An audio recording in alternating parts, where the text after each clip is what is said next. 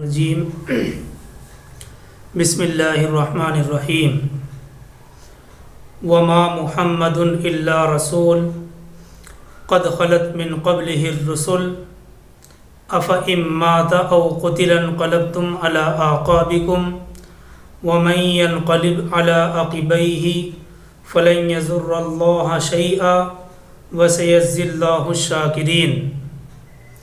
سورہ آل عمران آیت نمبر 144۔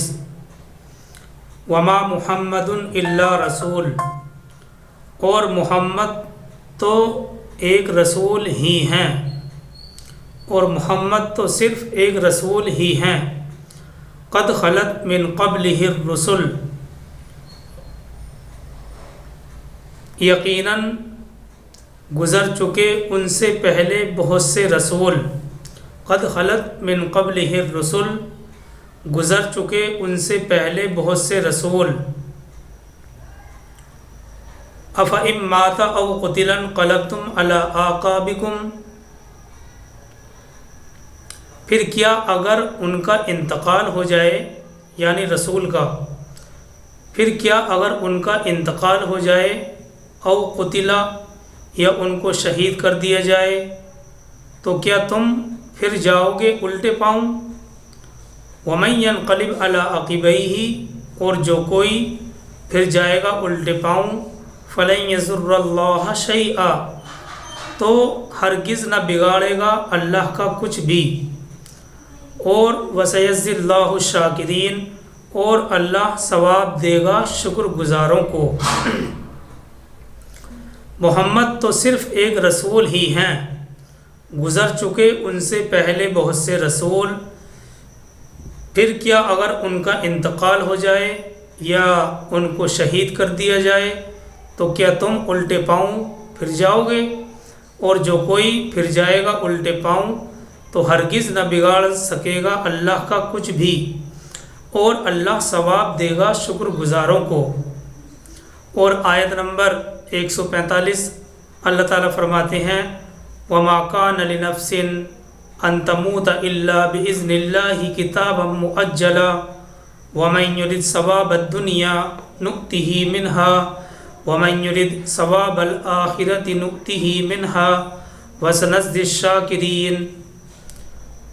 اور کوئی نہیں مر سکتا بغیر اللہ کے حکم کے۔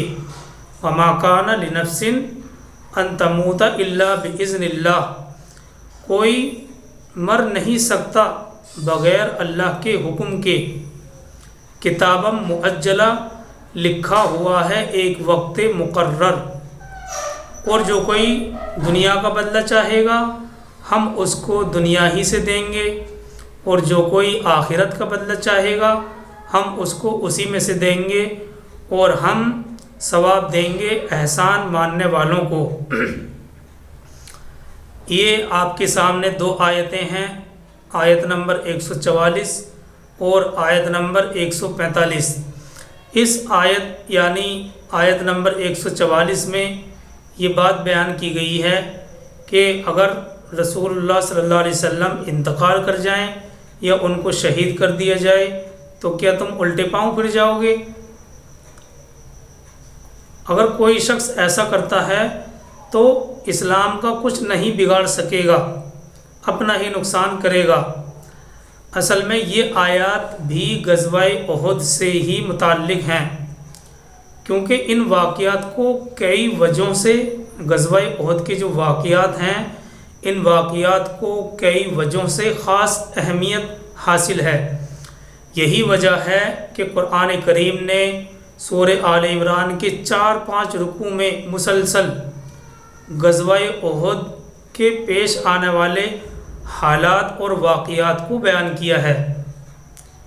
یہ آیات بھی غزوہ احد سے متعلق ہیں، اور ان واقعات کو یعنی غزوہ احد سے جو متعلق واقعات ہیں خاص اہمیت حاصل ہے۔ یہی وجہ ہے کہ قرآن کریم نے سورہ آل عمران کے 4-5 رکوع تک مسلسل اس غزوے میں پیش آنے والے حالات اور واقعات کو بیان فرمایا ہے۔ دیکھیے ہمیں یہ بات یہاں پر غور کرنی ہے کہ اسلام میں اس بات کو بڑی اہمیت حاصل ہے کہ رسول اللہ صلی اللہ علیہ وسلم کی عظمت اور محبت کو ایمان کا جز بتلایا گیا ہے، اور اس کی بڑی اہمیت ہے کہ رسول اللہ صلی اللہ علیہ وسلم کی عظمت اور محبت ہمارے دل کے اندر ہونی چاہیے، اور یہ ایمان کا جز بتلایا گیا ہے۔ اور اس محبت اور عظمت میں ادنا کمزوری کو بھی کفر کے برابر بتلایا گیا ہے۔ اگر ہمارے دلوں کے اندر ذرہ برابر بھی اس کے اندر کمی آئے گی تو پھر گویا کہ یہ کفر کے مترادف ہے۔ اب دیکھیے یہاں یہ بات بہت اہم تھی کہ جب اتنی سختی ہے نبی کی محبت اور عظمت میں کہ اس کو ایمان کا جز بتلایا گیا ہے، تو یہاں یہ بات بہت اہم تھی کہ کہیں امت اس مرض اور اس بیماری کا شکار نہ ہو جائے جس میں عیسائی لوگ مبتلا ہو گئے تھے، یعنی حضرت عیسیٰ علیہ السلام کی محبت اور عظمت کو عبادت کی حد تک پہنچا دیا اور ان کو اللہ تعالیٰ کے ساتھ خدائی حصے دار بنا دیا، خدائی شریک ٹھہرا دیا۔ تو یہاں پر یہ بات بھی یاد رکھنی تھی۔ اور نبی صلی اللہ علیہ وسلم کی محبت اور عظمت کو ایمان کا جز بھی بتلایا گیا ہے۔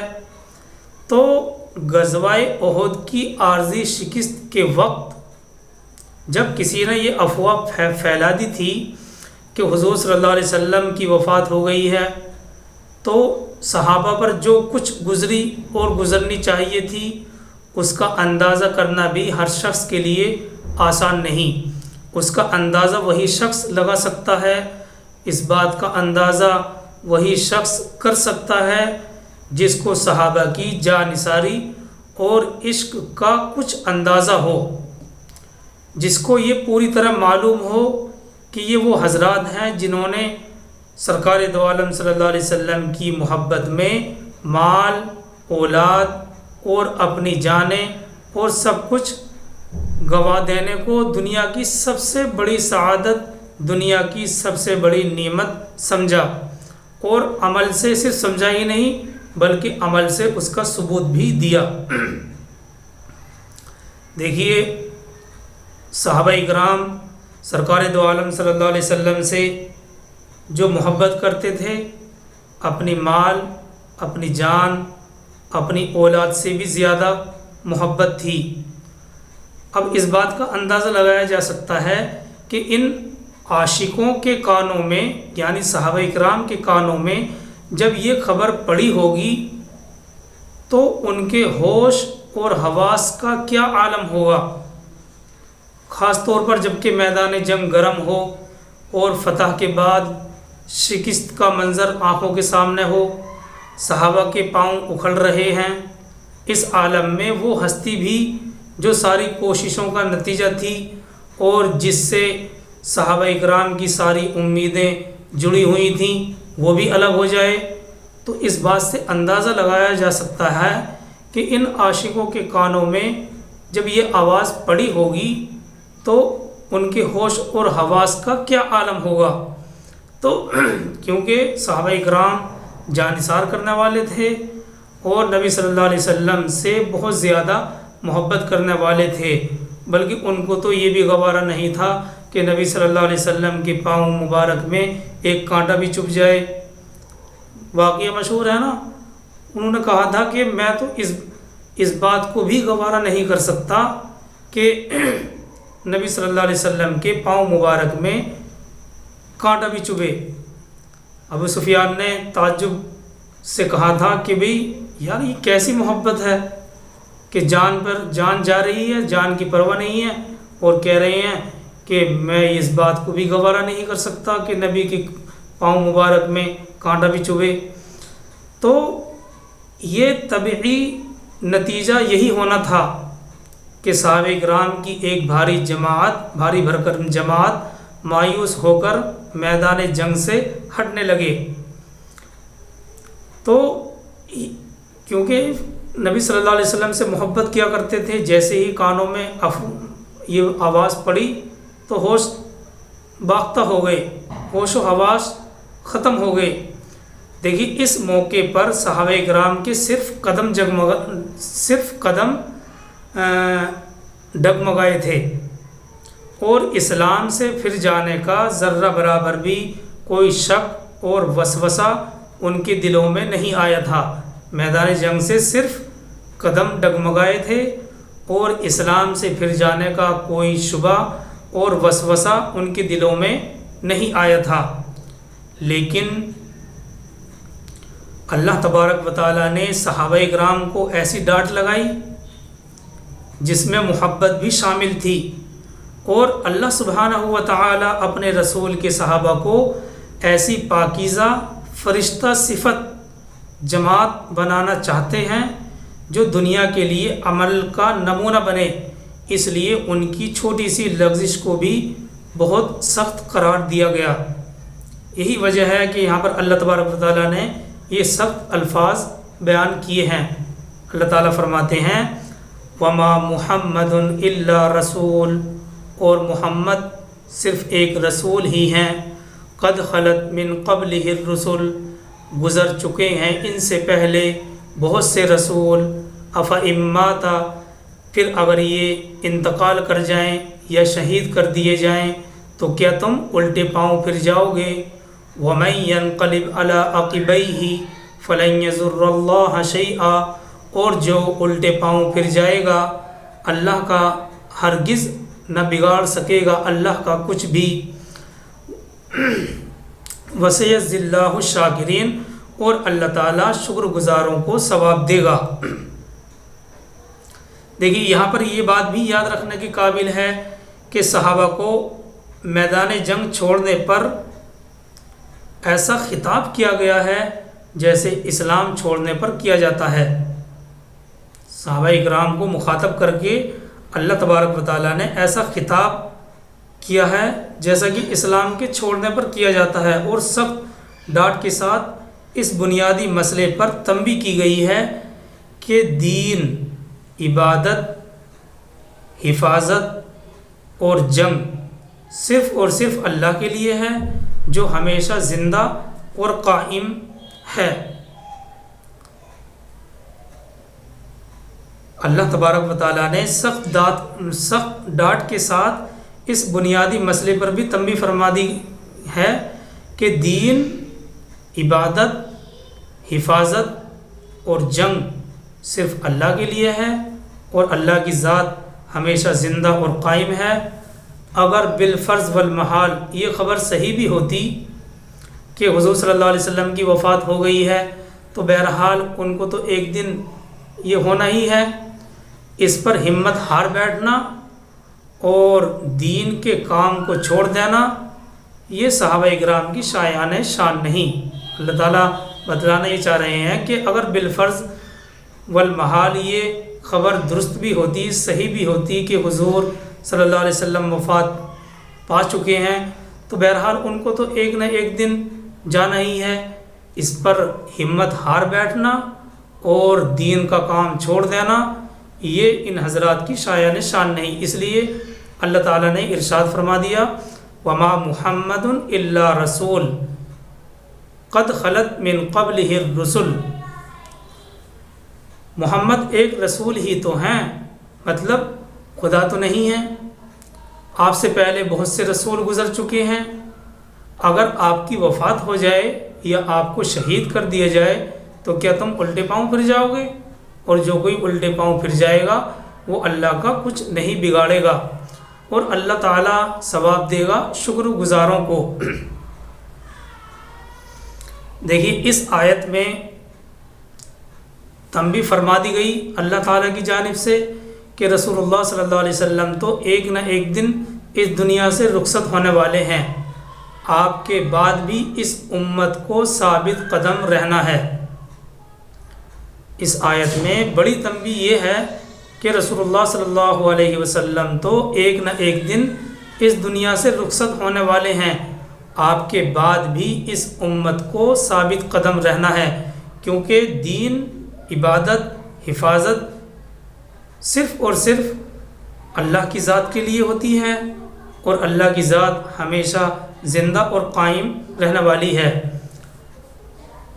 وہیں پر اس سے یہ بھی معلوم ہو گیا کہ غزوہ احد میں جو عارضی شکست ہوئی تھی، اس سے یہ بھی معلوم ہو گیا کہ اس عارضی شکست کے وقت حضور صلی اللہ علیہ وسلم کے زخمی ہونے اور وفات کی خبر مشہور ہونے میں ایک قدرتی راز بھی تھا۔